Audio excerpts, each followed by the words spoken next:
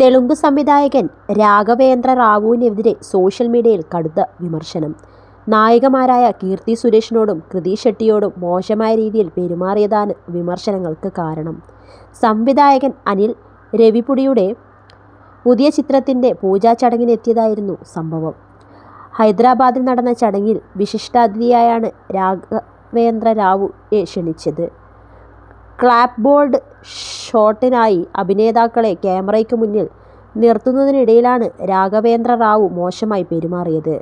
കീർത്തി സുരേഷിൻ്റെ കൈയിൽ ബലമായി പിടിച്ച് മുന്നോട്ട് വലിക്കുകയും കൃതി ഷെട്ടിയുടെ കൈ പിടിക്കുന്നതും വീഡിയോയിൽ കാണാം. ചിത്രത്തിലെ നായകന്മാരായ വെങ്കിടേഷിനോടും കല്യാൺ റാമിനോടും നായികമാരുടെ തോളിൽ കൈവച്ച് നിൽക്കാനും ആവശ്യപ്പെടുന്നുണ്ട്. ഈ വീഡിയോ സോഷ്യൽ മീഡിയയിൽ പ്രചരിച്ചതോടെ രാഘവേന്ദ്ര റാവുവിനെതിരെ വലിയ വിമർശനമാണ് ഉയർന്നത്.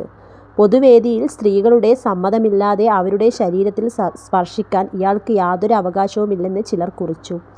സീനിയർ സംവിധായകനാണെന്ന് കരുതി ഇത്തരം തെറ്റുകൾ ന്യായീകരിക്കാനില്ലെന്നും കമന്റുകളുണ്ട്. മുമ്പ് നടി നിഹാരികയെയും രാഘവേന്ദ്ര റാവു മോശമായി പെരുമാറിയിരുന്നു. ഈ വീഡിയോ കൂടി ചേർത്താണ് ആളുകൾ സംവിധായകനെതിരെ രംഗത്തെത്തിയിരിക്കുന്നത്. ഈ വീഡിയോ മാത്രം കണ്ട് രാഘവേന്ദ്ര റാവുവിനെ വിലയിരുത്തരുതെന്നും ചിലർ കുറിച്ചു. ക്യാമറ ഫ്രെയിം കൃത്യമാകാൻ വേണ്ടി മാത്രമാണ് അദ്ദേഹം അഭിനേതാക്കളെ മാറ്റി നിർത്തിയതെന്ന തരത്തിലുള്ള അനുകൂല പോസ്റ്റുകളുമുണ്ട്.